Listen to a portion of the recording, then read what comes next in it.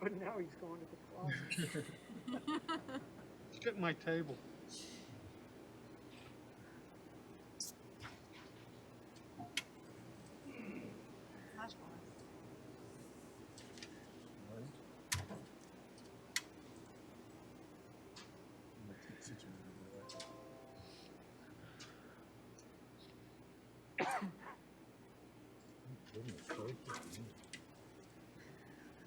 All right. Welcome, everybody. We're going to call to order. Welcome to the April 6th, 2021 CRB meeting. Right now, we're going to have a roll call, please. Chair Lewis. Vice Chair Campenny. Here. Board Member Dooley. Here. Board Member Makeumson. Here. Board Member Schroth. Here. Board Member Waka. Here. Board Member Walson. Here. At this time, we'd ask if you all wouldn't mind stand up for the Pledge of Allegiance.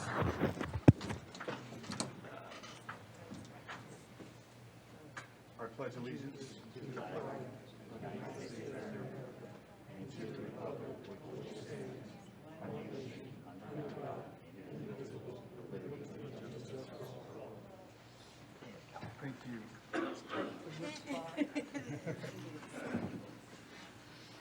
All right, is there a motion for approval of the minutes for March? Move.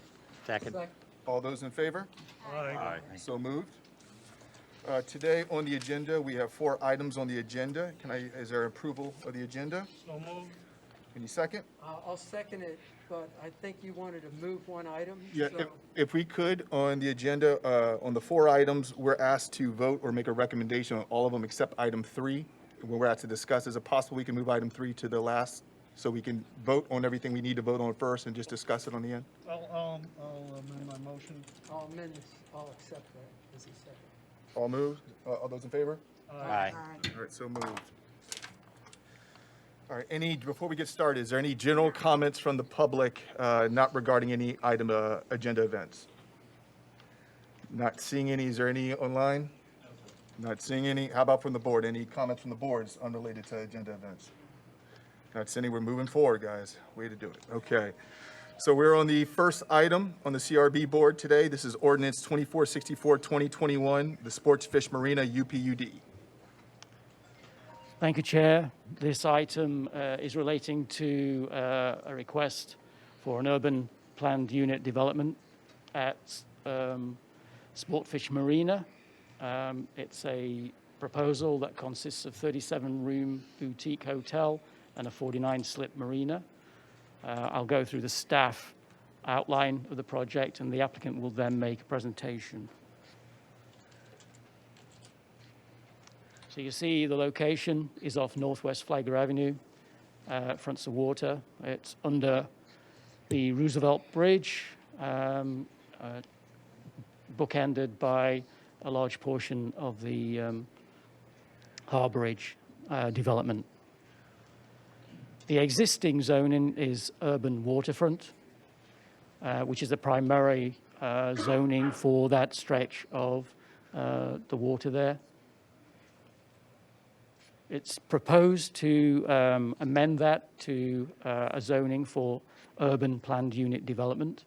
Urban planned unit development is a hybrid zoning which looks at the urban districts and accommodates the code to allow certain range of development within the community redevelopment area.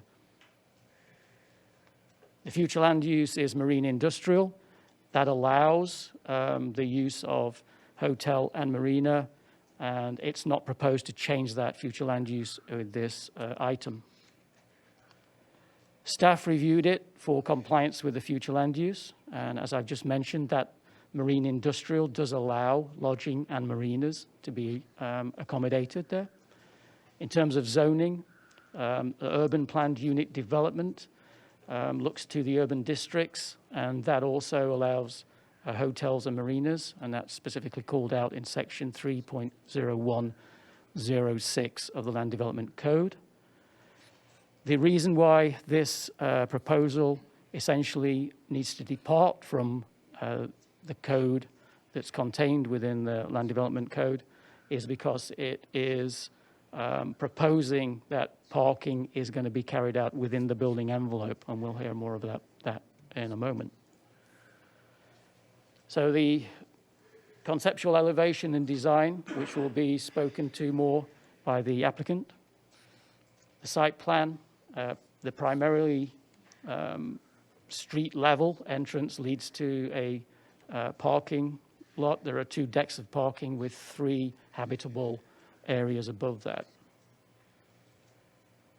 So above that parking, there's an amenity deck, and again, we'll look to the applicant to make more detail of these features. Site data confirms the proposal. The parking required 39, and they're providing 55. So the height has been a matter of discussion, and the code is very specific on how we measure height in the city. We measure it from the lowest permissible finished floor elevation, and that is taken with regard to the floodplain elevation and also to the highest crown of the road adjacent. So we've looked at that, and based on that, the overall structure meets the code at 45 feet to the finished floor elevation of the top of slab of the roof. There is an allowance in the code to go above that for parapet and roof. So one of the issues that we'd like to hear more from the applicant is a confirmation that the marina is to be used for the purpose of the hotel only, and we'll be looking to replace condition 8 in the proposed ordinance to prohibit the liveaboard vessels using the marina. And also, the applicant does, I know now, have a better plan for incorporating a boardwalk between the north and south properties. And again, I think the applicant has a presentation to show us more about that. There'll be, as a result of that, a condition incorporated within that ordinance. So based on staff review and what we've seen in front of us, we're recommending to move ordinance 2464 2021 to the City Commission for first hearing. If there's any questions of staff, I can try and answer those now, or we can wait till the applicant has done their presentation. Thank you. We'll wait to the applicant. Mr. McCarthy? Okay, I'll just put you. Good afternoon. Pleasure to be here. Mike McCarty with McCarty and Associates Land Planning and Design, office located at 309 Southeast Osceola Street, Unit 104. Very exciting to be before you today on this project. Let me also just state on the record that we did comply with the notification requirements and the affidavit attesting a notification for the signage and mailouts, along with a copy of the list of surrounding property owners.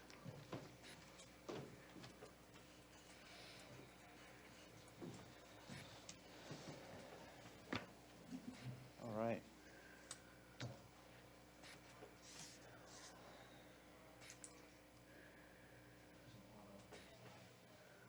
Yeah, there we go.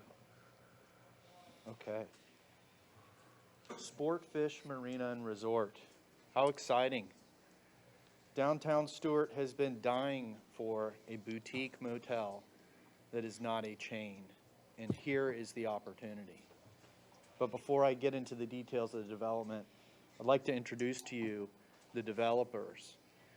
I have Ted Weitzel here, who's a veteran developer, longtime resident down in Miami, been very successful over his career. His son-in-law, David Foster, is here, a resident. Andy, excuse me. Local, lived here since 1991.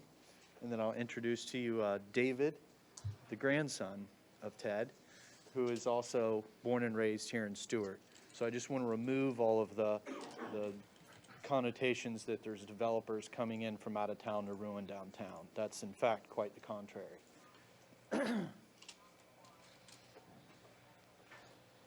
Proud to call Stewart home.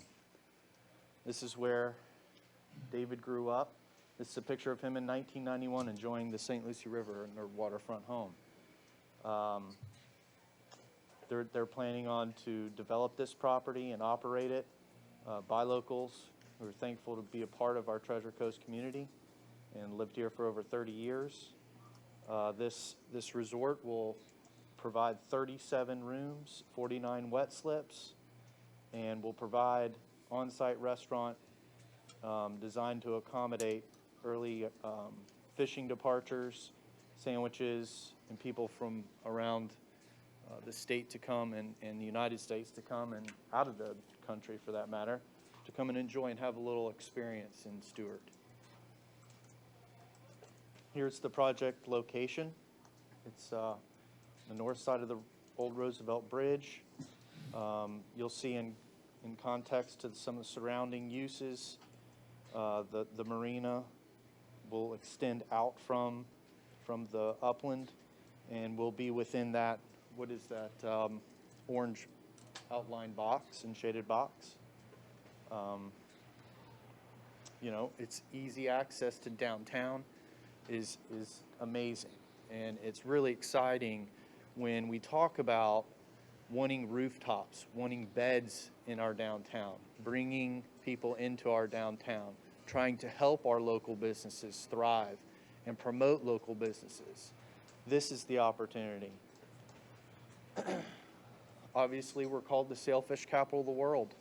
What better place than to have a boutique resort marina where we can attract those types of clients that we want to come and experience the quality of life that we so appreciate.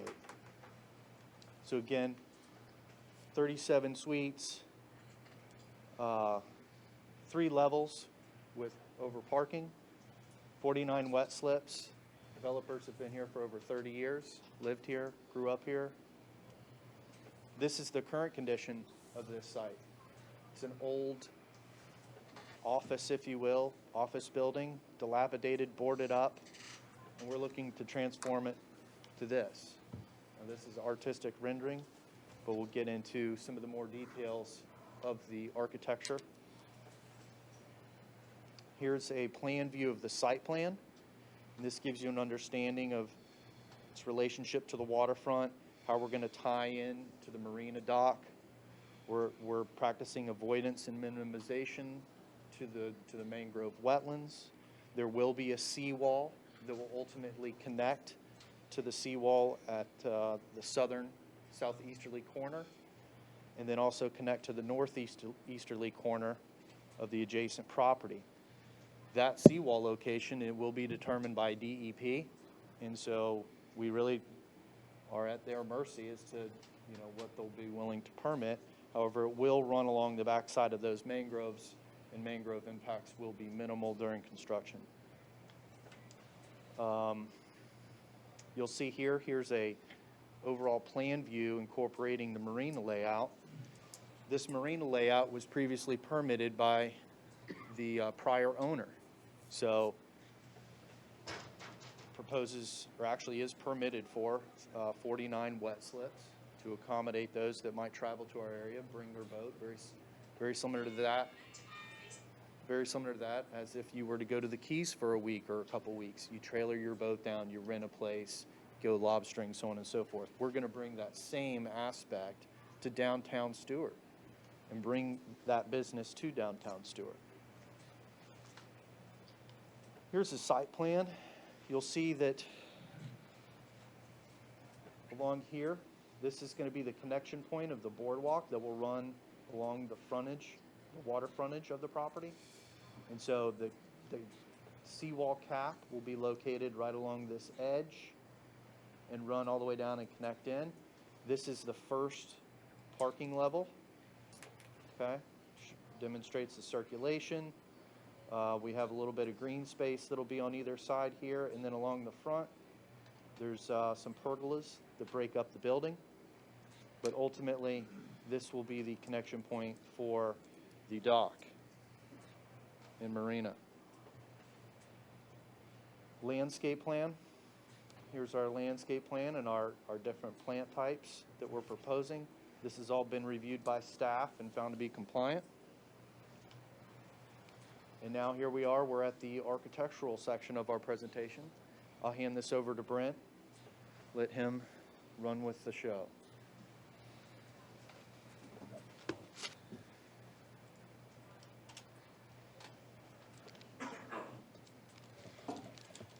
Thank you, Mike, and thank you, board members. I'm also excited to be here and present the Sportfish Marina Resort to you as well. My name is Brent Wood. I'm a local architect, live here, work here as well. My office is right on the corner of East Ocean Boulevard and the FEC railroad tracks. This project to me is exciting as well in what it's presenting and to bring to the area. I'll try to explain the architectural design and intent to you, and how the building functions relative to the building code and the comprehensive plan. So as has been noted, this is in the urban waterfront district, and the building height requirements are measured 45 feet from, excuse me, 18 inches above crown of road affronting the building. If you could read any of that, you'd see that those calculations are on there. There's a drawing a little bit in, I might be able to point that out, but essentially those are the calculations we used. What you're seeing is a sloped roof, and the code requirement does say either to the eave of a sloped roof or the top of a flat roof. This is a flat roof with what we call a mansard that flanks the perimeter to give the appearance of a sloped roof. It's a little bit more residential in nature. I feel like it's a little softer. It also acts as a parapet, which then would screen any equipment that would be on the roof. So it has a functional use as well. The 4-story, which we're considering above grade. I'm sorry, the elevation on the top is our primary elevation that faces west or toward Flagler. The north elevation is facing the building to the north side of us. And you can see in this elevation a couple of things. One is it's a long building, but it's been broken up, and it's been broken up in a few ways. So the lower portion, which is a darker color, is what we would consider the building pedestal, and then that transitions up to the living levels, which is change in color, change in envelope. That is the living area of the building, and that's also been broken up into vertical sections, and there's articulation in and out, which is also required by the code, but it's just also a good idea to help make a bigger building not feel quite so big. In addition, due to the length of the primary facade, we are required to have a vista within the building. The requirement is 12 foot by 12 foot, 12 foot wide by 12 foot high. We have incorporated a 14.5 foot sort of slice through the building. There is a roof over it, but essentially it travels the whole height of the building. So we've exceeded that requirement. What you're seeing here is the waterfront elevation or the rear or east elevation on the top, and then the south elevation on the bottom.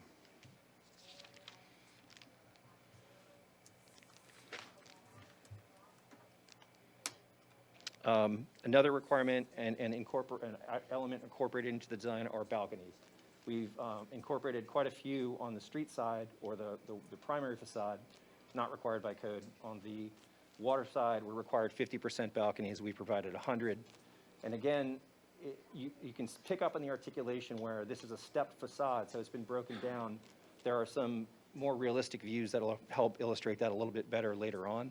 But I just want to point out that we're thinking about the scale of this building. It does, trying to break it down and make it more approachable and more human scale.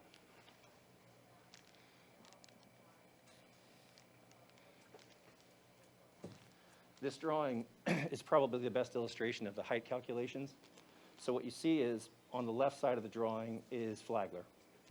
And the dimensions shown on the left side begin at the crown of road, and our 0, 0 point is 18 inches above that. And so from that point up gets us to the 45 feet, which is in line with the flat roof. The lowest parking level is downhill or ramps down from Flagler about 4.5 feet. And We did that because that's about the water line level of the current shoreline. So we're not sure if we can go lower than that. I'd like to, but that's where we stopped for the purposes of design at this point. This is the floor plan of the lowest parking level. So the ramp in the center goes downhill from Flagler, that 4.5 feet, and you're into the parking level, and it's just a circle. You know, we've got as many parking spaces as we have. There's the services for the building, such as there's a laundry facility, trash services, fire command, things like that. And what I want to illustrate is that the building is down, the site is not. So to the left and right of the building, you see these dotted lines. These represent access from the street to the boardwalk. And so the site is up at road level. The building travels downhill, so it creates a basement. Also, the boardwalk, the new seawall, the way we anticipate it at this time is a straight line across the site. So you see that just under the building, about 10 feet off of the building. So this is the second parking level. The ramp is to the left, and you travel uphill from Flagler about 4.5 feet, and that gets you to the secondary parking level with, again, more services. And the center, that's the pool from the amenity level. So the first living level, this level is what we call our amenity level, and it includes the pool, a jacuzzi, pool deck, and right in the center on the top, that is what we call the snack shack. So think of like a pool grill. We designed it as a full-service kitchen. We don't really have a menu yet, but we're thinking the kinds of foods that you would want when boating or enjoying the day on the deck overlooking the St. Lucie River. All of the living levels, including this one, the guest suites would have open-air corridors approaching to arrive at those. So this is our typical level. So the second and third living levels, they just have the open-air corridors. You can see the slice through the building and the bridge across. So and we've also kind of playing around with the massing of the building and punching holes through so you can overlook the activities below on the amenity deck. So kind of thinking about not just, how to make an interactive experience in this building. There's 3 stairs, one to the left, one to the right, and one in the center at the top. And there's also one elevator and trash chute. This is our roof plan, and I just wanted to show you this so you could understand what I was talking about with what I call the mansard and the flat roof. So the mansard is that perimeter area. It'd be a sloped roof. It would screen the equipment, which would then reside in the flat roof area right in the center. These are some 3D studies that we created for presentation and design, and just to understand what this thing looks like. And what this shows is, this is the water side, obviously, and you can see that stepping I was talking about and the shadowing and how it sort of helps start, making it feel a little more approachable, less massive. Same view from the water. This is the street side. One thing I haven't talked about are these pergolas. So we understand this is a big building. We're trying to engage the street in the human level and the interaction. So the pergolas are an element we're incorporating for landscaping and to try to step down. So, it addresses the street and humans. Another view. This just helps show the views, how you'll see through the building, and you can kind of understand those ramps going up and down as well. That concludes my presentation.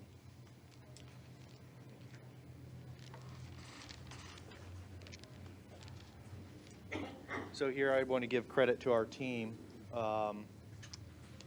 We've got our team here as well. We've got Joe Capra with CapTech. Terry McCarthy was not going to make it today, but obviously you just heard from Brent Wood. We've got Mark here, our marine engineering outfit, and North Star Geomatic did our surveying.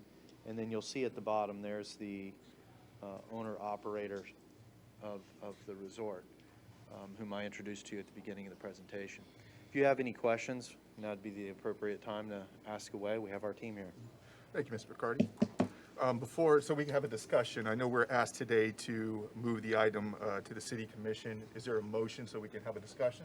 I'll move it for discussion. Okay, and I believe before we get into any questions with Mr. McCarty, we have a public comment from Bill King.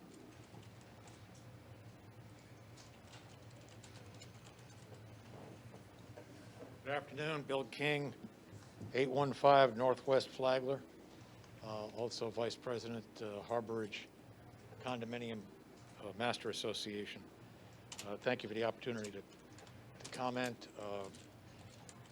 The Harborage Association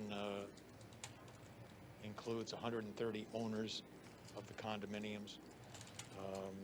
At our March meeting, the board discussed this project as we understood it, and a couple of others that are going on in the neighborhood, and just wanted to pass on to you concerns that we have, really not about this project. This project appears to be very attractive and would certainly, as was noted, be an improvement aesthetically over what's there now. But we have concerns about vehicular access, vehicular traffic safety, and pedestrian safety. As you may know, for the most part, the only access by a vehicle to the Harborage condominiums is on Flagler, Northwest Flagler Avenue. So you can either access, as was shown, on the south end at Fern Street, or in the north at Alice Street. There's two-way traffic now, and those lanes are barely wide enough for two vehicles to pass, one in each direction.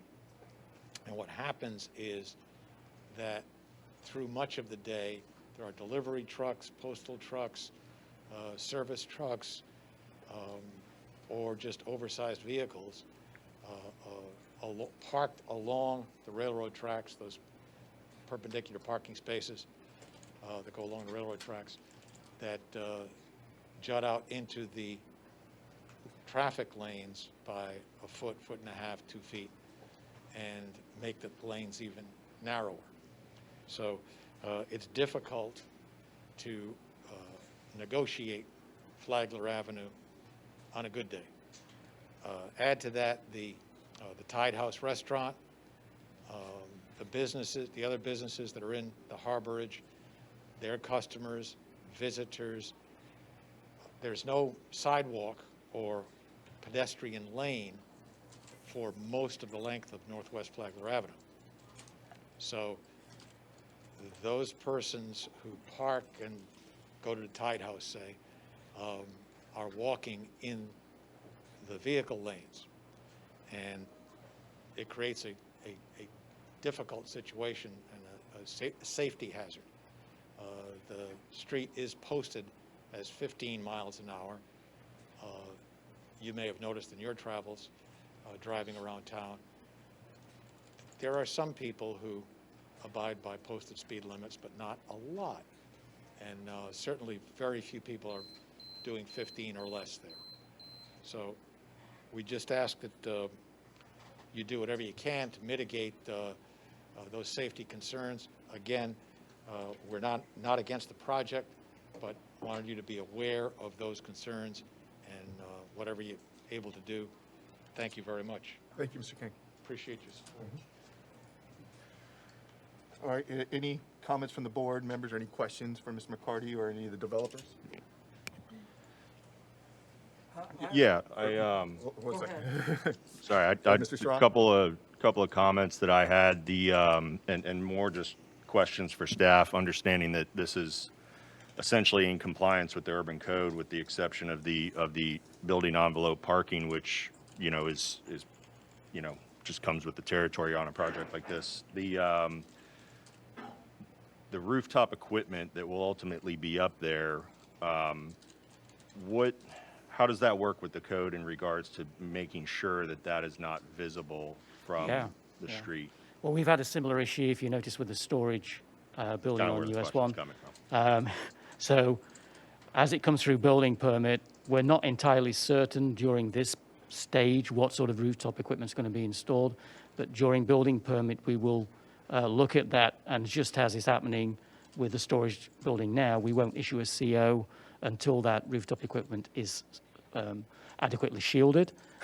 So we're in a situation now where we're holding up that So building essentially, permit. you'll review the shop drawings for the Yes. rooftop stands and the Yes. rooftop equipment and Yes. ensure that that stays below the Yes. elevation. And there's actually land development regulation that actually says rooftop equipment shall be shielded. Okay. So I know we've got legs to stand on with that. Well, and obviously, it's shielded with the roof, with the Yes. design of the roof. It's just sometimes those stands get Sometimes, aggressive yes, and, yeah. there's a disconnect between Yes. architect and mechanical. Yeah. So we will, staff, once once the building is near to completion, we'll do a quick scan around, see how far you can see the rooftop from various vantage points. There's going to be obviously views from the bridge that you can't Yeah, cover. and I was going to So, say, I'm not yeah, expecting that to yeah. be shielded from the Roosevelt, Yeah. but it is something that I noticed on some of the newer Yes. projects, so it's Yeah. good to hear that's being taken care of. Thanks Thank you. for that. And then, kind of unique to this project, and probably not addressed in the code, but somewhat unique to this project, is the boardwalk along the, along the river there. Yes. I guess to whatever extent it can be compatible in, with design and, continuity, it would probably help address, the representative from the condo association's concern. And, those were the really only two things that I have. I think it's a great project. I had some friends that came into town the other day and had to keep their boat at Sunset Cove and stay at Colorado Inn, so this would seem to solve that problem, so. Yeah, I would sort of reiterate what Member Schroth is saying about the boardwalk being an essential part of this whole section of development. It's a compensation to the pedestrian movement. Yeah. Boardwalk was mandated to be a minimum of 6 feet wide, and some clause in the order approving saying that it had to remain open to the public. I know that you guys haven't presented, but I don't know that your applications had open to the public either. The intent is to be able to walk literally from the very north point of the peninsula all the way to Atlas Avenue on a boardwalk along the water. Believe it or Sure. not, this is the last section that doesn't have it. Yeah, we recognize that, and we anticipated it being open to the public, and much to the, also kind of addressing the comment of the adjacent HOA, the sidewalk really is on the waterfront. Yeah.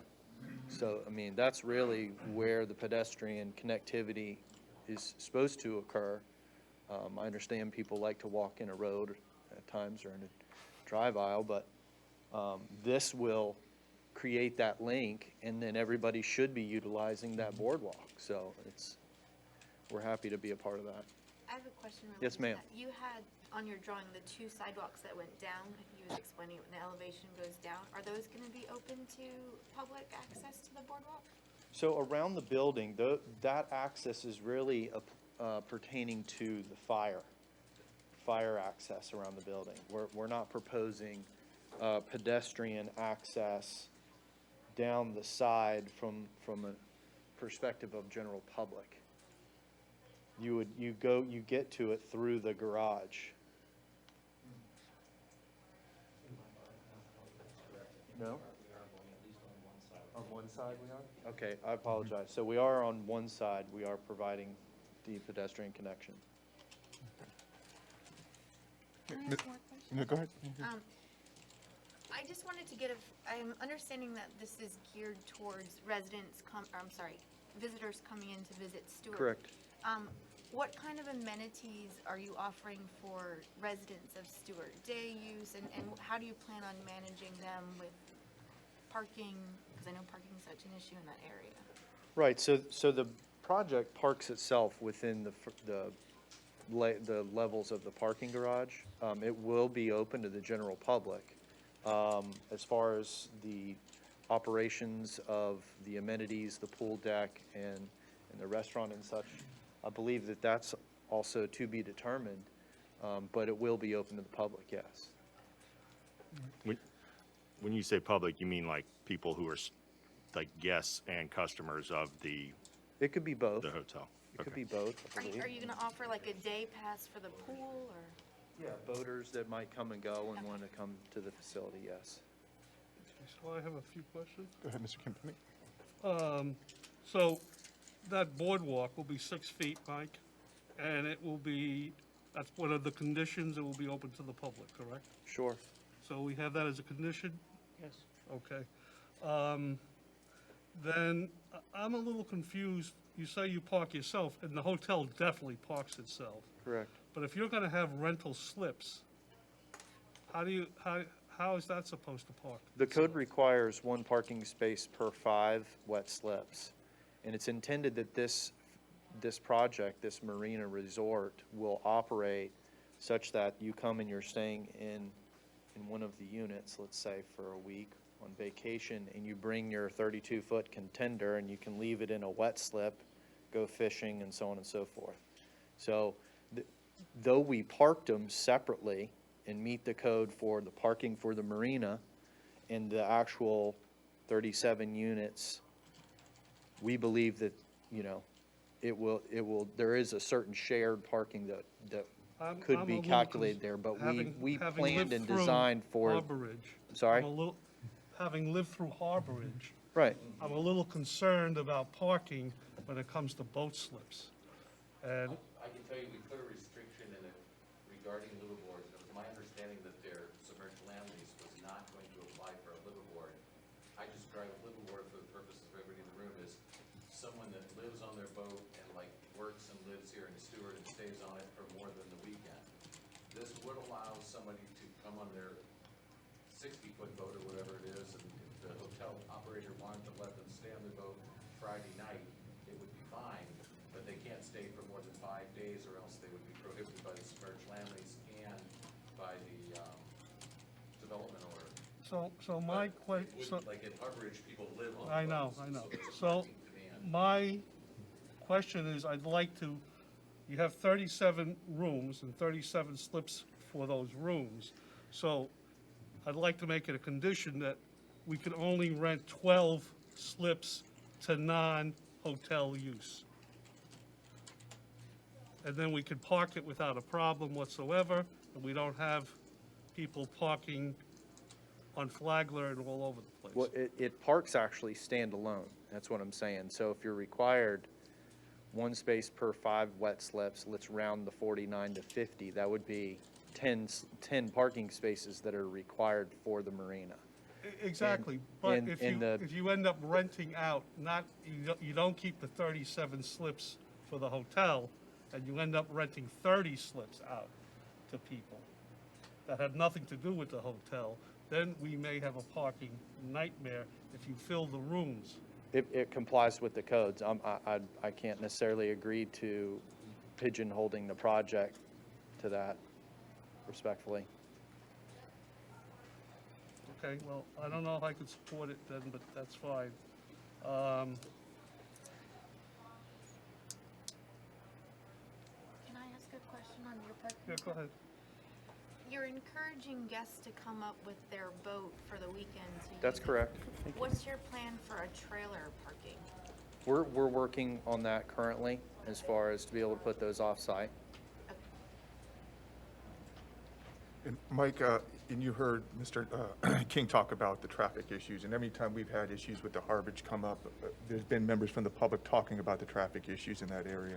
Have you guys thought about that? Have you contemplated about what might occur and the problems it might lead to in that area, or any solutions or anything like that? Have you worked with any of the community or talked with any of the neighbors regarding that matter? You know, within our property, we can only do improvements within our property. So, I mean, we're willing to have dialogue with the HOA, with the city, to try to determine if there's something that needs to be improved over there. All of that infrastructure is existing. The road was built and constructed, the parking's there. Do y'all foresee any issues with the traffic at all? I or- don't foresee any Okay. issues. It's, you know, it's a tightly knit urban area. I just wanted your Should- perspective from being Yes. in that area, Correct. if you feel that, there's going to be a problem regarding that. I don't foresee it, no. Okay. I see there's a hand up from the public. We get to fill out a card if you want to speak. Go ahead. While she's doing her card, Yes, sir. my daughter lived in the Harborage, and there can be a parking problem. I mean, it certainly can be, and it is Sure. associated with the marina, and stuff down at that end, and often you would have to park all the way down at the end. You're gonna add a lot of activity.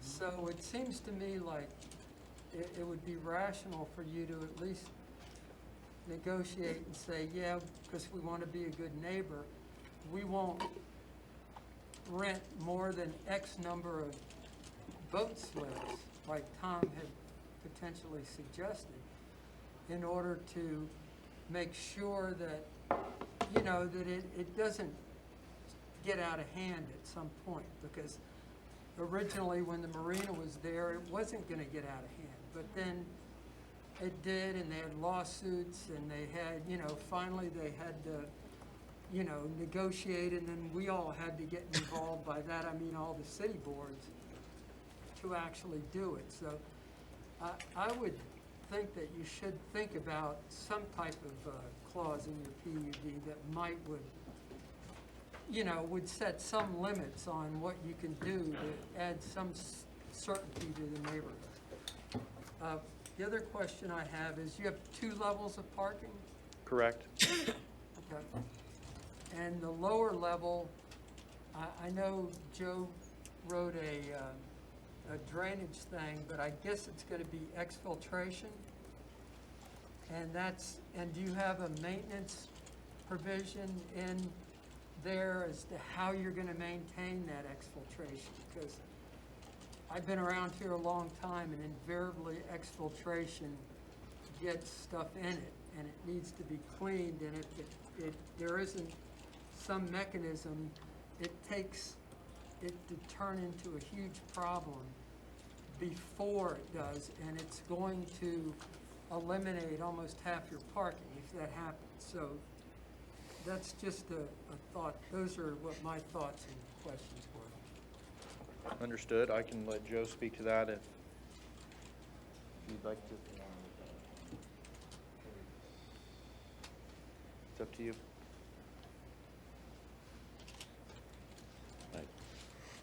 Okay, for the record, Joe Capra, Captech Engineering. So just so we know, the bottom floor of the parking, the lowest one, we plan on putting exfiltration and having it up about 4 foot from the water level is what our intention was, okay?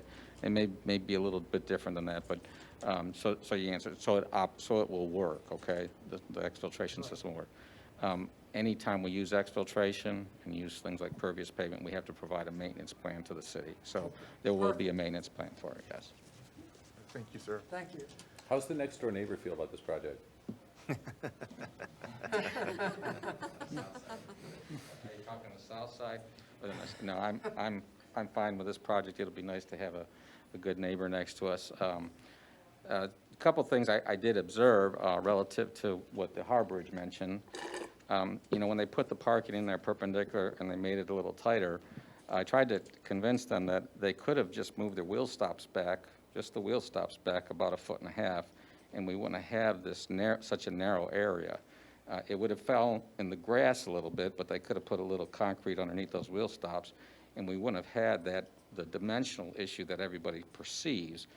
There is enough width, okay, but as we all know, our depth perception is a little different, and when we get older, of course.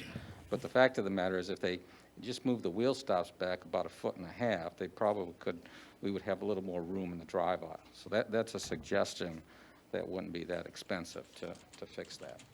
That's a good suggestion, and having my daughter live there, I walked down there a lot and drove down there, and the biggest problem are trailer hitches. They stick out, and they're, I mean, for driving, for everything, and so that's a great suggestion. I don't know if the city would need to do something on that or not, but it's because there's a big grassed area, so. You mind if I take this public comment Yeah. first? Ms. O'Connor? Just come to the podium and state your name. Hi, my name is Leslie O'Connor, and I am a resident condo owner at Harborage and have been there for a couple years and love it, but it has got some issues that you guys brought up about the parking, which I guess I needed to say first is I did not get any paperwork in our mail, even though I'm a resident. I had no notice, so I can't be very knowledgeable about the parking spots and everything. So I'm coming in this a little bit blind. But the parking is a real problem. I don't know if you'll be able to back up that, I like the idea of possibly putting the parking spots back a little bit more, but I don't know if the railroad company has some sort of easeway or thing, why they haven't done that before. I don't know. I don't know who owns that. Well, and just to clarify, that's Harbridge property. That's leased by Harbridge. The applicant's property does not have anything to do with those parking spaces Okay, so in other words, Harbridge is leasing all those parking spots? from FEC. Okay, thank you, appreciate that. The other thing I wanted to know was, the part that's sort of getting in my craw a little bit is the fact of how many slips per parking spot. Because if you do have, if they're at full capacity, by code, they're allowed to have the 5, was it 5 to 1? Yes. 5 to 1? That doesn't work. I mean, no, it's legal by code, but as someone who's living there, and having cars booted and having the same problems with everything going on of trying to get in, and we can't even have company come visit us because there are no spots. So I invested in this beautiful condo, and when I want someone to come see me, there's no way for them to park. So that's a problem for us, and I don't know if that's something they can ease. And then the other thing I had, sorry. I wanted to ask about the restaurant upstairs. Is that something that the hotel is subsidizing, or is it for profit and they need the outside community to come in for them to make a profit and keep it going? Because that's another thing that I think is important. If it's just something that is for the boaters and the hotel people, or is it like the Tide House where they want everyone to come in and go to their snack bar kind of thing? Thank you. Thank you. If I could briefly just bring the board up to speed on Harbridge, because it clearly seems to be an issue. Harbridge was approved in approximately 2006, and when it was approved, it was originally owned and operated as a marina site with 150 boat slips. The developer of Harbridge wanted to build 139 condominiums along the water that got built, as well as 129 across, or 129, 139, whatever, back and forth, a second set of condos across the street. It also wanted the 150 boat slips that were on what I call the North Marina to be for the sole and exclusive use of the condominiums, and as a result, those units did not get counted for any parking whatsoever, because it was, those boat slips were going to be no different than a single-family home here, where someone whose car is in the condo has the boat at the marina behind it. Went into a recession, a litany of reasons. They did not make that marina exclusive use to the condominiums, and in fact, after the sales fell through, got a bunch of the units back and started leasing them out to the public. In addition to that, the state of Florida mandated that you can't make marinas private because it was taking away from public access to the waterways, and as a result, in order to do that, wanted what they called a no net loss, or a zero loss of public marina space. So as a condition of it, they had them build the southern marina with 150 new slips that would be rented out to members of the public. Originally, and when the development was done, neither of the marinas were going to, neither of the marinas was going to have liveaboards at it. In addition to that, the Harbridge built an internal restaurant that was going to be for just the residents of Harbridge, so it too didn't have any parking calculations. And what was originally Wahoo's was at odds with the Harbridge development, and the intention ultimately was that when Wahoo's closed, the Harbridge development was going to get that land. It was a 20-year lease, and it was going to be for private weddings and functions like that. Fast forward through a pretty significant worldwide recession, a bunch of other stuff. Turns out that there was liveaboards living there. The Harbridge board got into litigation with the developer, came before the city commission, had settled the entire matter, and said that they didn't want the city of Stewart to continue code enforcing it on the parking or any of the stuff, and they agreed, and the board or the residents of Harbridge applied for and asked the city to grant a new amendment to the ordinance that allowed them to have 100 liveaboards at the place, and allowed them to open the gate on Alice Avenue, and allowed them to put what's now Tide House in, by dedicating the first 94 parking spaces in the nearest to Tide House to the Tide House's private parking. The city wasn't a party to that, and the presentation to the city was that, look, we're the only ones that really use this end of Flagler. Whatever parking is going to be between us and our residents, we've got it worked out. There were concerns, and Mr. Kempenny was there for it. There were concerns that took place at the time, but because it was an isolated area and it wasn't going to bleed over into the neighbors, so to speak, it got approved by the commission. But in reality, the condo owners at Harborage agreed to add another 100 liveaboard boats at those marinas, which if a liveaboard boat, we put it in perspective, whoever lives on that boat has to have an upland car. I mean, it's very unlikely that they only have one car, maybe even two, if two people live on the boat. In addition to that, the restaurant is a pretty big restaurant, so it uses a lot of their parking. They valet across the street as well. But when they redid the map, the Altman company or whatever it is that owns the restaurant and the marina side worked out a deal that the city was not a party to, in which the condo board settled with them, and they provided a map that was like a seating chart, and they dedicated all the parking that's on that FEC right-of-way to the restaurant. So the condos in all those buildings associated with that, with the restaurant right there, aren't allowed to park, and they only got one parking space under the building for their condo. So if there's two people in the condo, the other person has to park kind of down the road, and that's why this FEC easement goes as far down as it goes. But there is no doubt that there is a much lower parking calculation for Harborage than there is for this. Harborage also, instead of getting the 5-to-1 ratio for the marina parking, got a 6-to-1 ratio. And again, the argument they had for that was that the people in the condos were going to be the only people using the marina slips for the 150 of the slips. And since then, we've added a code that requires, if you're going to have liveaboard docks, a 1-to-1 parking for the dock, and then it's 5-to-1 for the dock slips, because we found, just like in these in-out storage places, generally speaking, 90% of boat owners don't use their boat every day. So it could be that you have a boat parked at the dock and someone doesn't come to their boat for 2 weeks. And so they found that the parking doesn't need to be 1-to-1 on a boat slip parking. And in this case, it's 5-to-1 pursuant to the code. But Harborage is a bit of a different animal because of the way it was developed. Mr. Chair, here's my concerns. You have 1- and 2-bedroom suites. There's 14 2-bedroom suites. If you have a 2-bedroom suite, that probably means it's gonna be 2 couples. Maybe one comes by boat, maybe one comes by car. At the end of the day, if they decide, once this is all built, that nobody's bringing their boats, everybody's bringing their cars, and they start to rent out all the slips, then there's going to be a problem. And I don't know what's gonna happen with the restaurant, and I'm not even gonna get into whether it should be open to the public or not, and what you're gonna do with it. That's, something that there's no way to know at this point, and I understand that.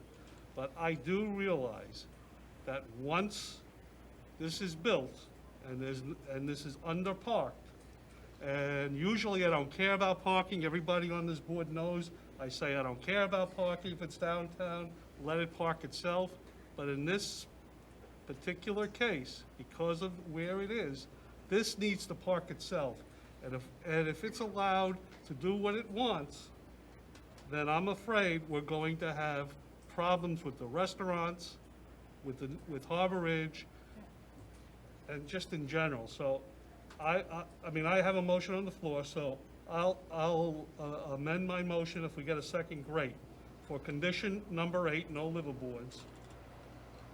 And that only 15 of the 49 slips can be rented to outside parties. I'll accept that for discussion. All right, and remember, board, we're being asked to basically recommend to the commission for another public hearing on this matter. So that's what our action is to do. Okay, so it's going to come before the commission again and have another public hearing.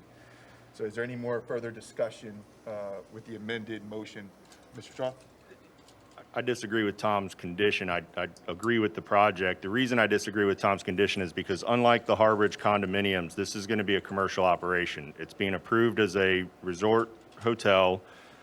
You know, presumably there would be staff, you know, whether that's, you know, marina staff or hotel staff or someone that acts as both. And, you know, the Tide House parking is a lot easier now than it was when it was Wahoo's because there's a valet, there's a commercial operation that makes that an ease of use. You know, I can't speak directly to the relationship between Tide House parking currently and Tide House and the Condo Owners Association, but with a commercial operation there, you know, there would be an accountability factor that is probably not as easy to enforce in the Harbridge condominium scenario where you have individual owners, 150 individual owners that you're trying to police. This is one owner, one point of responsibility. The other thing that I want to point out is the property that y'all own is that dotted box. So your parking can't be, your customers can't park outside of that dotted box. That's correct. So, you know, if you find that, you know, if your customers are getting booted every Sunday morning when they're trying to, you know, run to the store and get bait before they go fishing, you know, that's something you guys are going to have to deal with. And again, as a commercial enterprise, you know, you'll have to deal with that. That's correct. You know, this is very different. These are not permanent residents, okay? It's going to be, you know, transient oriented. We park and meet the parking requirements of the code internal to our site. We require no parking off-site. We are in compliance with our parking. It's that clear. It's that simple. So respectfully, to mandate something other than, I'm going to call the question. Well, wait a second. I'd like to hear from the actual developer on what his intentions are regarding the marina slips. Any of the three, it doesn't matter to me. Any generation. Right. State your name too again, sir. Hi, this is David Foster. So, quite simply, part of the submerged land lease, there are various terms, lengths of terms that you can apply for. One of the requirements for a longer-term land lease is to provide a majority of your slips to be accessible to the public. So our intent is for those slips to be available both to our guests and to the public on primarily a first-come, first-served basis with parking managed within our property boundaries. So the proposal that Tom made in his motion is contrary to what your submerged land lease says, because that would not be 50% of the. That's correct. Of the. Do we have the submerged land lease somewhere? What's Do that? you have the lease in the packet? No, No. But. I looked. But. No? I looked for it, that's all I The city attorney know. said the same, had said the same thing about how the thing is, addressed, that the state has that particular perspective. Is there some number that you would be comfortable with? Not at this time. You know what, Okay, Frank, I'm let's get just this to the curious. commission, and let the commission argue with them and hear more facts. This is a good project. There's no agree. doubt I about like that, it. but I do have my fears about the parking. I have, because of the outside rental of the boat slips. So, I want to call the question. If it passes, great. If it doesn't, somebody else can make another motion. All right, so what's the actual motion on the table as amended? There's no lip- As amended, condition 8, no liveaboards, and that you can rent up to 15 slips to the general public. All right, so that's the motion on the table. Now, if that gets denied, Then somebody else can make a different motion. we don't have to come back, is what I'm asking. No, you can Okay. make a different motion, if somebody wants to make a different motion. All right, we have, the motions on the table, has it been seconded? Yeah, I had seconded it for discussion. Okay, you second with the amendment, though? Well, included? yeah, Okay. because I accepted it so we could discuss it. All right, should we do a roll call on this, or should we just make it easier? Okay, let's do a roll call on this vote. Board Member Dooley. Yes. Board Member Makeumson. Yes. Board Member Waka. No, Board Member Walson. No. Board Member Schroth. No. Vice Chair Campenny. Yes? Chair Lewis. No. Now, with that being said, is there any other motion on the table regarding this matter? I'd like to make a motion to move this to the city commission with staff's recommendation and adding condition 8 regarding no liveaboards. Is there a second on that motion? I'll second that. Okay, we're going to go another roll call. Can you repeat that? I'm sorry. Can you repeat your motion? The motion is to move the project to the city commission with our recommendation for approval, adding condition 8 to the recommendation that no liveaboards be permitted on the project. So the same motion Tom made without the Without the restriction parking, on the. without the And go to a slips. public hearing Okay, again and go to okay. commission. Just want to make sure. And you do need a public comment before the vote. Is there any public comment before the vote? I see, raise hand, Ms. O'Connor, I know you've spoken, but we'll give you opportunity. New motion. New motion. I just want to say again that this does not seem like a solution, and I don't understand exactly how you can do the math with this, making it work. If you say with the 5-to-1, it will not work, in my opinion. Also, something I didn't mention earlier is that I believe that the Evinrude has been sold, and there'll be a marina going in over there with more people coming, more cars coming, and that's also something to consider. I'd like to see some real solutions. Well, Ms. O'Connor, this motion that's on, it's not an approval. It's to go back in front of the city commission for a public hearing where you can get your neighbors, they can come in here and speak to those issues as well specifically. And Okay, that'll thank you. be where it'll be approved or not approved at that point. And thank Mrs. Connor, I would recommend you do a little research on the Harbridge where you live currently and understand how that approval works, because essentially what the city attorney told us is that there's 0 parking slips assigned to 150 of the marina slips in that project that you live in. So, They made parking signs, they have signage for the marinas, so you're saying that they're not allowed to do that? well, I'm saying that the ratio is far less than 5-to-1. Okay. They're Accord- allowed to do it, but what they essentially did is added some parking to it, but then took away from the parking for the residents to apply it to the marina.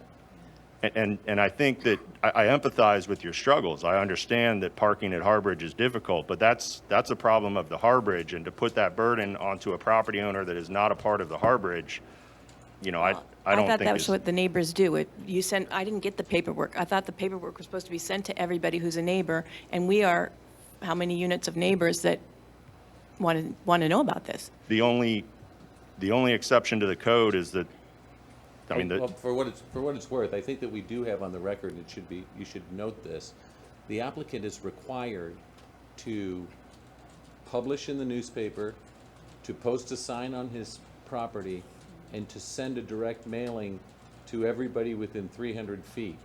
The reality of it is they've announced here on the record that they did that direct mailing. I can't doubt whether they did it or not, and it could be that out of 129 units in Harborage, 10 of them may have gotten mishandled or misdone, but if all 129 didn't get it, then clearly there wasn't Well, 300 notification feet of would it. only be one building. So that's one building next to them. That won't cover all 9 buildings. Well, then, that's what the code is, Yeah. right? So that's my, I guess my problem is the code, the developers can always say, oh, we're up to code, but the code Right. isn't working. Well, and again, you'll have an opportunity, if this gets passed, to go to the city commission and have that argument in front of the city commission. Thank you. Thank you. All right, can we take a roll call?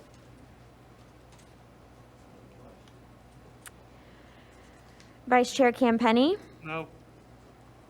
Chair Lewis, Yes. Board Member Dooley, Yes. Board Member Makeumson, Yes. Board Member Walker, Yes. Board Member Schroth, Yes.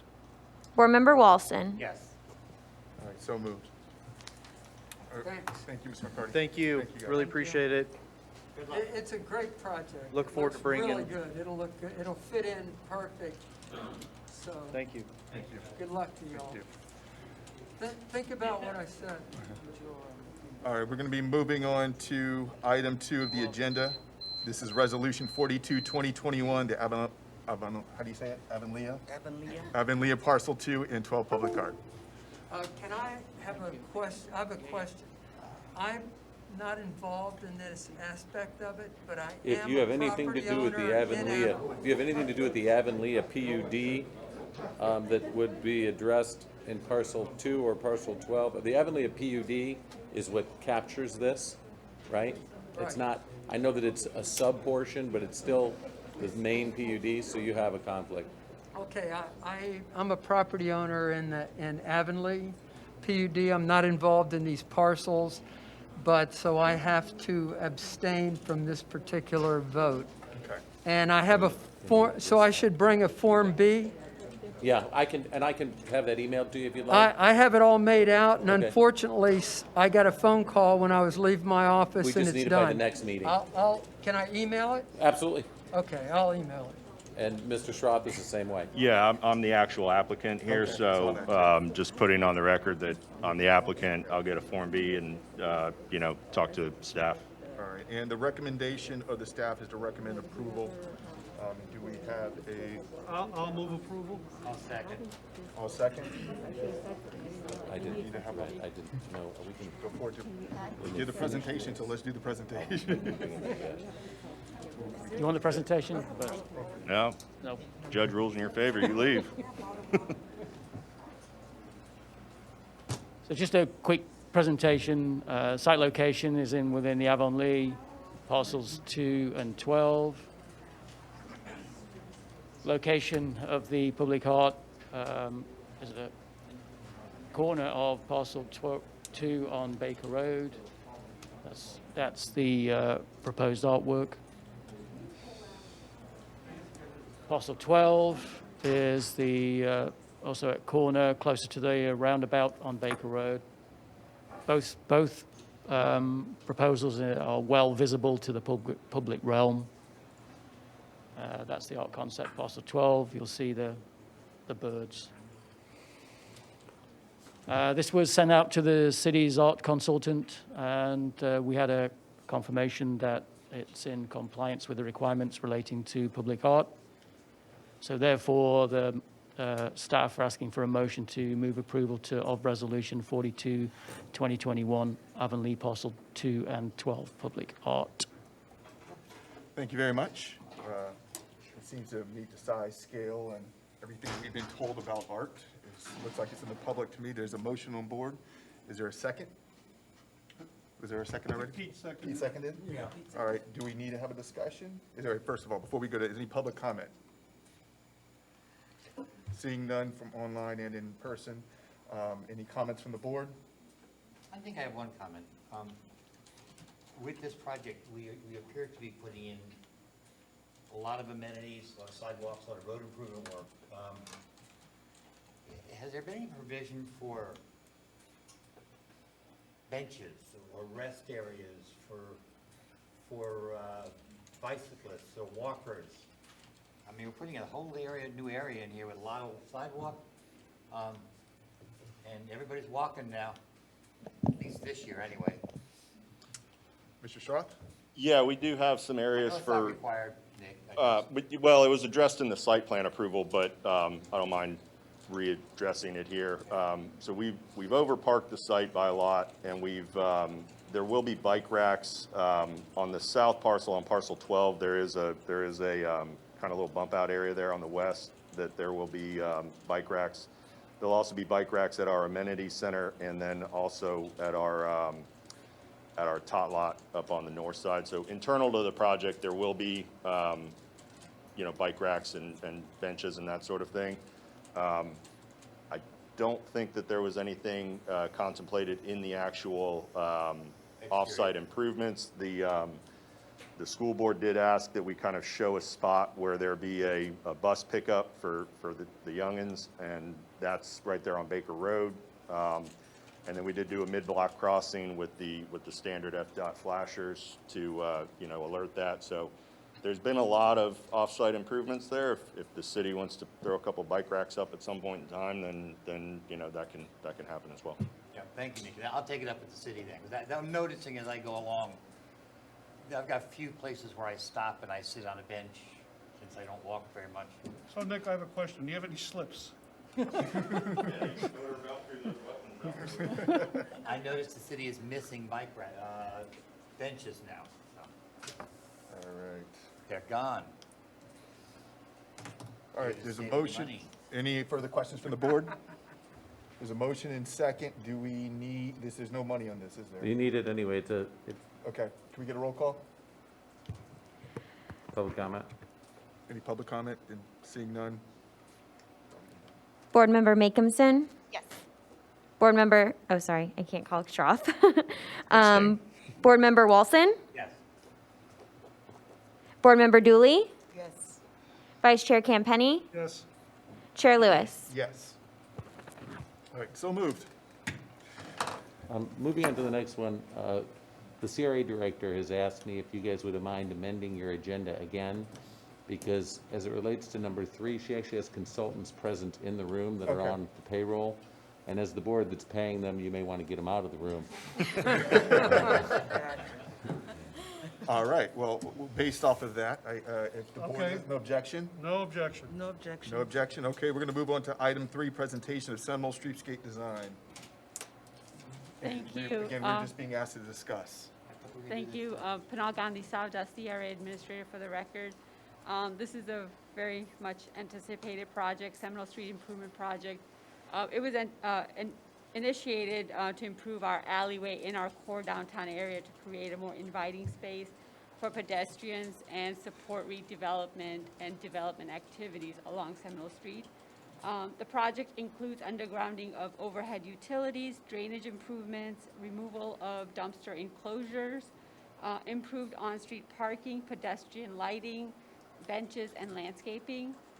The design was presented to the downtown businesses, DBA board, Main Street, when we were going through the 30% and then 60% design for feedback. Overall, we received positive response from our downtown businesses and all the boards. Currently, we're at 90% design, so we wanted to bring this item forward to you for your feedback. CRA also applied for the water quality grant in the amount of $274,000 because we're utilizing permeable paver block within the project limit. We have been selected by the Department of Environmental Protection in the first step of the approval process, and then it'll go to the EPA for approval. We'll find out by September 2022 if we are awarded. But currently we have $1.25 million budgeted and approved budgeted item for this project, which includes undergrounding of overhead utilities and the streetscape project. Danny Brannon, he's our consultant that's doing the design for undergrounding, and Brian Good, he's with Kimlinghorn, and he's doing the design for streetscape project. So both are here today. They're going to go over details about the project timeline, the cost, so that way, and also give you a presentation on the process of how we're going to achieve the project. So I'll let Danny take over from here. Danny Brandon Gillespie, I don't know if I'm very clear, if you can hear me. If you can't, raise your hands. We have been involved in these undergrounding projects for some time, since 2006, the first project we did. Is there an advance for this? This is not a PowerPoint, so I'll have to scroll down as you present. Okay. We have worked on projects. Jupiter Island was the first one, obviously. We ran that project for the town-wide undergrounding, but from Jupiter Island to Hollywood, Pompano to Longboat Key over in Sarasota. We've done projects all over the state. And we've worked on townwide projects. We've worked on streetscape projects. And we have worked on streetscape projects, several of them with Kimley Horn and other towns. So we're very familiar with the process and what we're doing. The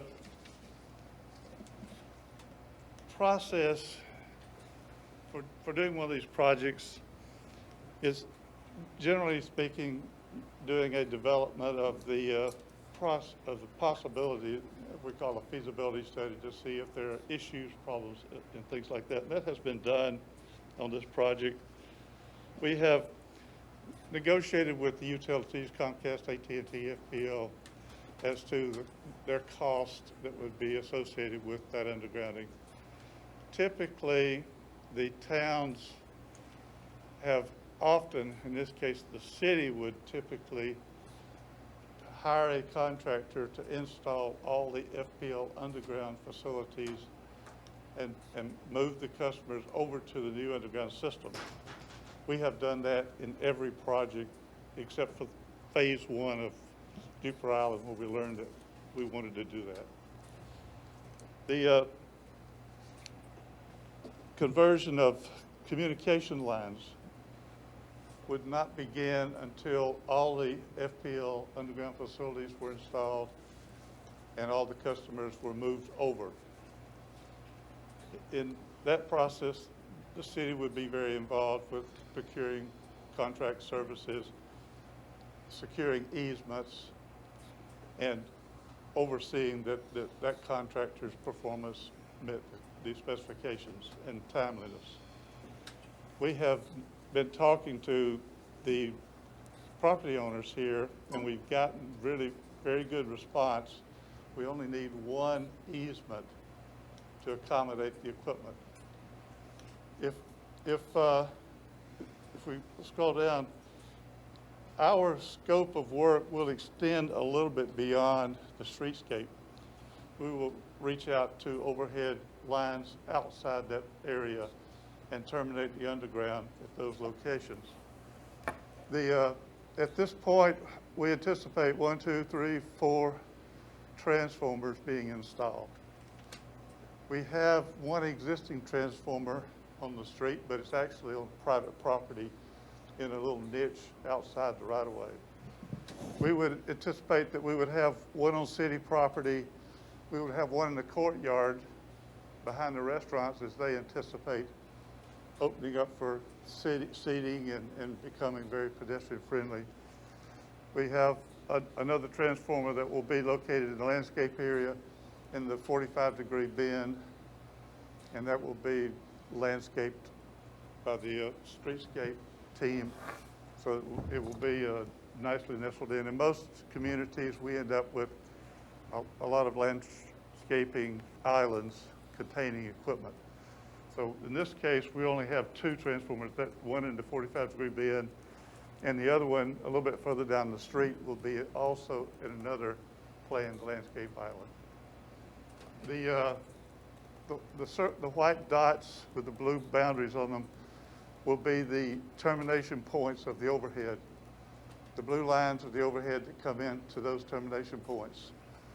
So all the red in the middle is all underground equipment, and it will be underground and out of sight. In this process, we always connect up all the existing customers. To have those customers be responsible for doing it themselves will kill your schedule and end up costing you a lot of money.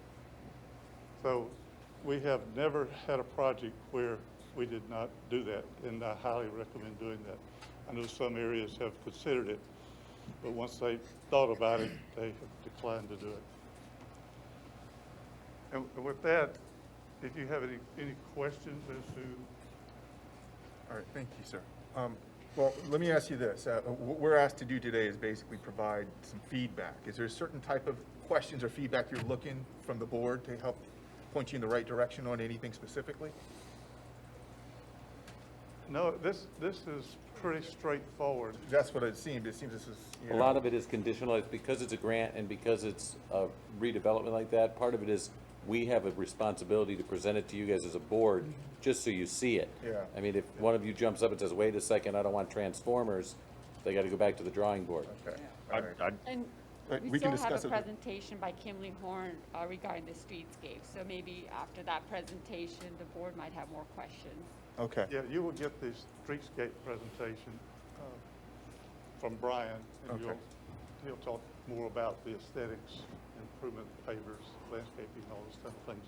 All right, thank you. We're basically, we have found out that it is critical that town staff be as informed about these projects as possible.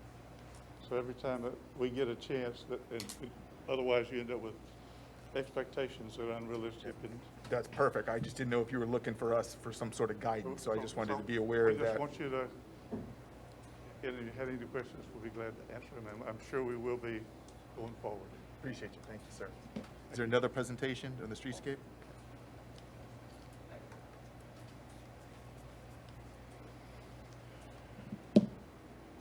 What's your name, Good sir? evening, Brian Good with Kimley Horn and Associates. I have the pleasure of providing an overview of the streetscape improvements proposed for Seminole Street.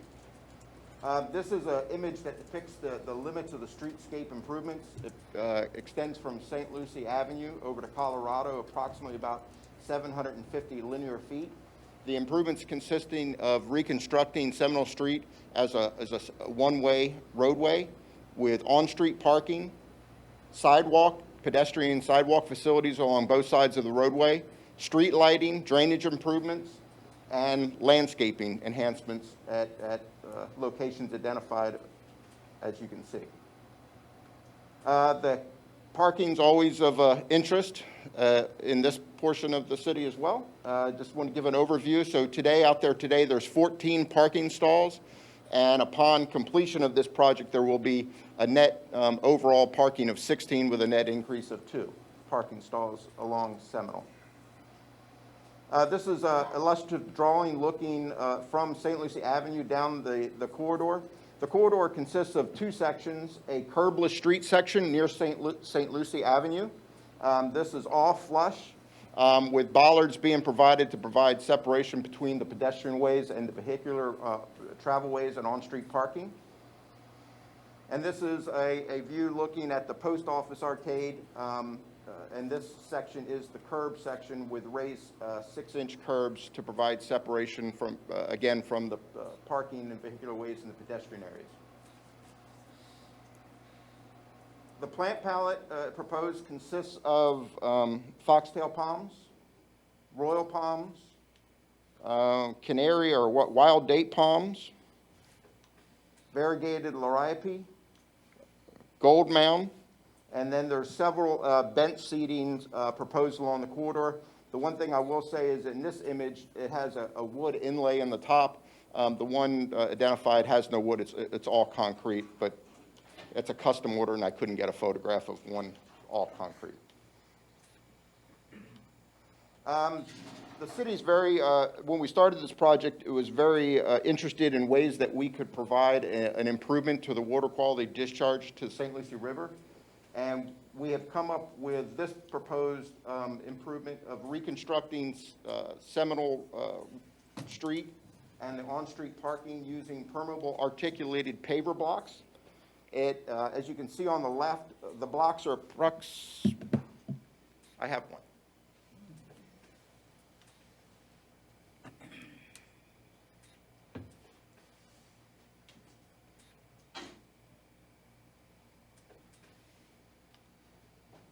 So this represents one paver block. The paver blocks are approximately 12-inch by 12-inch by 6-inch thick.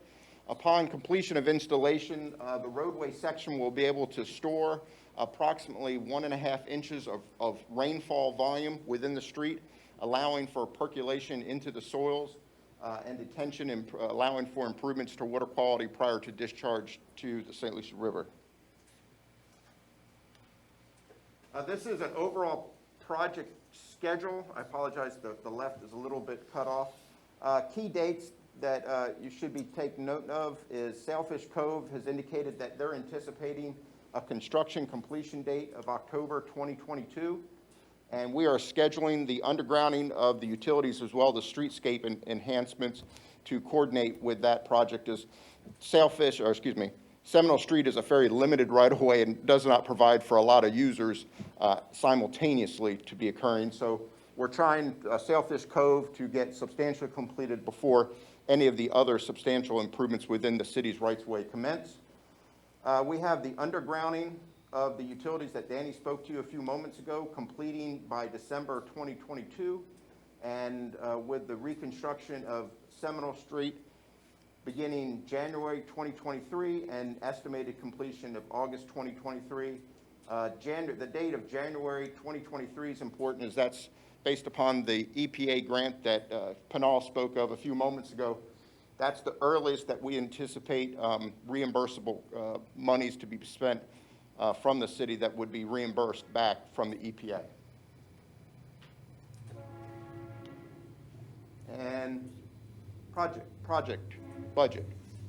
The utility underground improvements have estimated to cost approximately $300,000.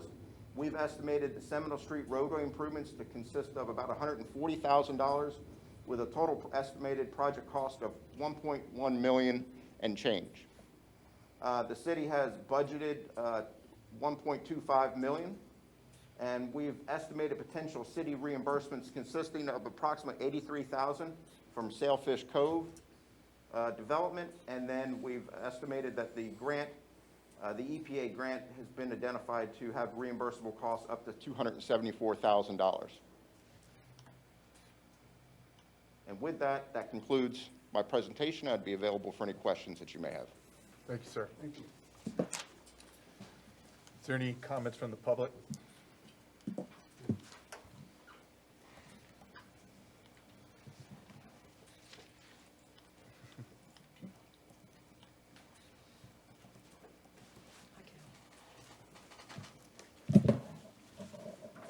My name is Kathy Spurgeon. I live at 47 Southwest Osceola Street, and our garage is on Seminole.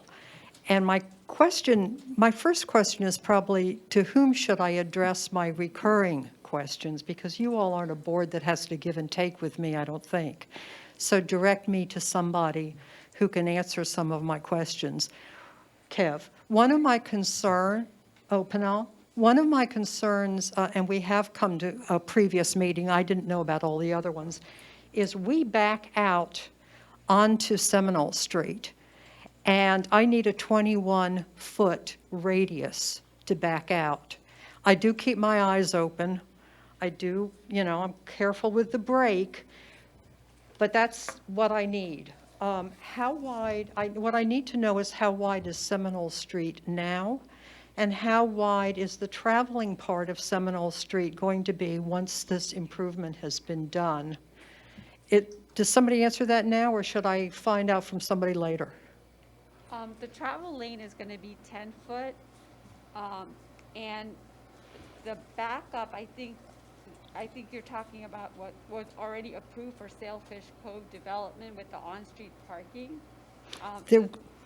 So that's not going to change. That's part of a development project. So I'm not sure if you're going to... I think we need the road width itself, as it exists today, is not going to change. Okay. So with that development that's coming in, they're going to put on-street parking in, but they're actually dedicating land that on-street parking is going in. And there's already some on-street parking on Seminole now, but it's going to remain the same width. It's not going to lose any. That's what I was asking. Yeah, it's not going to lose any road. And there are a couple of other things, but one of the things I want to bring to you all's attention, I probably don't have to, because I've only lived in Martin County 75 years, but anyway, you'll know more about it than I do.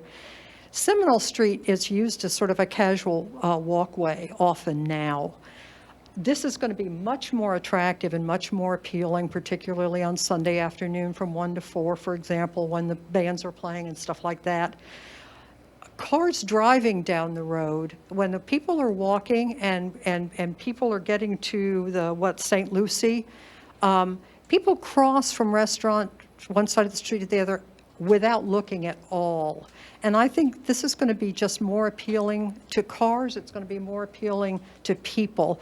And I think you have to be alert or put signs up or something, when cars get to St. Lucie, beware of walkers or something, because, I mean, I can't tell you how many times we've had to slam on our brakes because people just walk out. So I think this is attractive, and I think it's going to appeal to people, and I think you're going to have more vehicle traffic, and I think you're going to have more pedestrian traffic. And that's just from living there for about 4 years, what we've noticed. So I just wanted to bring that up. But I'll get in touch with Pinal or Kev or somebody for my specific questions. Thank you. Thank you. All right, any comments from the board regarding the presentation? You talked briefly, Pinal, about pedestrian lighting, and I didn't see that in your presentation. Is there, I know, I'm assuming, I can't remember, from Sailfish Cove would have some lighting, but is there any planned lighting? Yes, ma'am. So there is limited pedestrian lighting out there today. There's probably 2 or 3 fixtures. The intention with this project is we would expand to 9 fixtures, because as you get down near the post office arcade and going over to Colorado, the lighting kind of peters out. So it would, with the roadway reconstruction, we would have uniform lighting, pedestrian lighting along the entire corridor. Do you know what type of lighting yet you're looking at? Yeah, so they're going to be the same, the city standard, the Acorn lit luminaires with spun concrete pole, and I think the mounting height is approximately 12 or 13 feet, so it's more of a pedestrian style lighting element. Thank you. Chris, so nothing's changed on this project, right, Pinal? This is No. really the same thing that was approved. And the only thing I have a question on, and I don't know, do you have commercial parking? Do we have any commercial parking for deliveries as we do now? Commercial parking for where? For deliveries. Right now, Right, we have a, so- That loading Yeah. zone? So during the day, the parking spaces that you see in front of the restaurants will remain, or Commercial? the courtyard, that will remain as loading and unloading area, and also closer to Colorado, the 2 parking spaces, that'll remain as loading and unloading area until 4 o'clock, and then it'll be regular Okay. parking. Any further comments or questions from the board? Yeah, more of just a comment on the power. I assume this was taken, considered, but obviously most of that waterfront side will be redeveloped. So in that power layout, I mean, we aren't going to be faced with the challenge of having to, cut up to access transformers or anything like that. That's been considered. Yeah, you would have no problem expanding if you had. Okay. You have to come to the podium because they're recording this. I'm not loud enough. The expansion, we'll have the same feeder capability going down that street as well as the local feeders that feed the transformers. Okay. So you could get all the power you want. It's readily available. It's a main line feed through there with backup. Okay. So it's very reliable and very capable. All right, thank you. I have one more question. Go ahead, Board Member Are the Matheson. bricks gonna be this gray color or more of the pink that, No, I'm glad that you asked. No, they will not be this. The colors are a tricolor, and if we tried to represent that in the image, you can see how there's a tricolor mix, and that's the way it will look upon completion. I like But that. I didn't want to lock three of the bricks up, so. I understand. Any other questions or feedback from the board? Looks good. Looks good. Nice work, Pinal. Good job. But I move resolution 03-2021 transferring funds. It's a few, it's a discussion. it's just a discussion. It's There's just no a motion. This was just a Oh, I have presentation. a resolution in here transferring funds. We're on 3. The presentation of Seminole Street. Oh, that's Davis Park, I got the wrong page. It's okay. All right, well, seeing no further questions, we're going to move to the next item on the agenda. Thank you for your presentation. Thank Thanks, guys. Next item on the agenda is resolution number 3, 2021, budget amendment 02, 2021, Guy Davis Community Park Design Phase 1. Thank you. So this is a budget amendment to allocate $344,517 for the site development and design of the Guy Davis Community Park improvements. The scope of the work was included in your agenda. This will be a two-phase project. The first phase will include data collection, survey, plating, utility coordination, conceptual design, so that we can have some more accurate site plan and engineers' probable cost for the construction of the project. The site plan and the engineer probable cost will be presented to the board in the next few months when it's ready, before we move forward to phase 2. At that time, staff will be looking for direction for alternative source of funding to pay for the second phase, which is the construction plans and also the actual construction of the project. Currently, in the scope, it states that the second phase of the project, which is developing the construction plans, is estimated to be additional $362,000, and we're estimating that the construction cost of the project will be about $5 million. Some of the improvements that this project will have, just to note that this is not just going to be some sports complex. This is going to be something more that we offer to our community, where it attracts different age groups, different demographics. We'll have activities that will invite people to the community park, and other special events.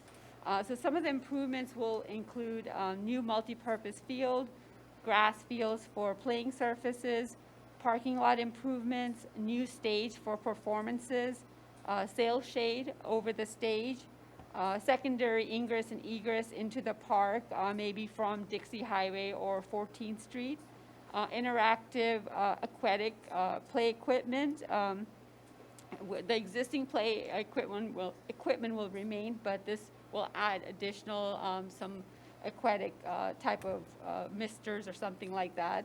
And pour-in-place surfacing for existing playground, pavilions for any birthday parties, any special events, restroom, walking and jogging trail, event lawn services where we could do green market or any special events, outdoor fitness area with equipment, lighting for all the areas in the park, landscaping and irrigation, and another project identification sign.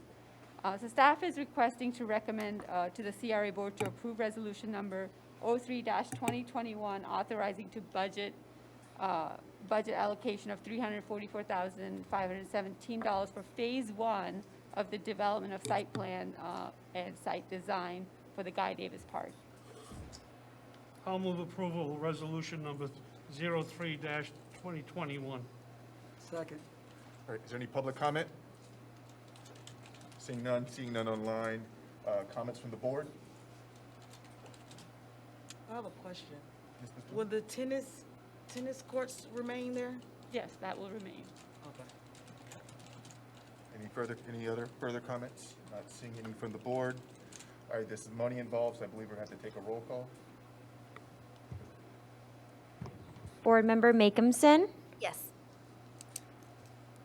Board Member Schroth, Yes. Board Member Walson, Yes. Board Member Waka, Yes. Vice Chair Campenny, Yes. Chair Lewis, Yes. Board Member Dooley. Yes. All right, so moved. Moving on, is there any other matters before the board or historic preservation board matters? I don't Any have staff any. updates? No, I'll move adjournment. no, I hope you guys go visit East Stewart. Our, the crosswalks are being installed right now. They're very colorful, you can't miss it. So please go visit East Stewart. Where at? Is it by Parker? East Stewart by, the colorful patterns are near the Gertrude Daycare Center Okay, and okay. the high school. Okay, And then perfect. throughout the neighborhood. Great. Second. All right, all those in favor of adjournment? Aye. Aye. Great job, guys.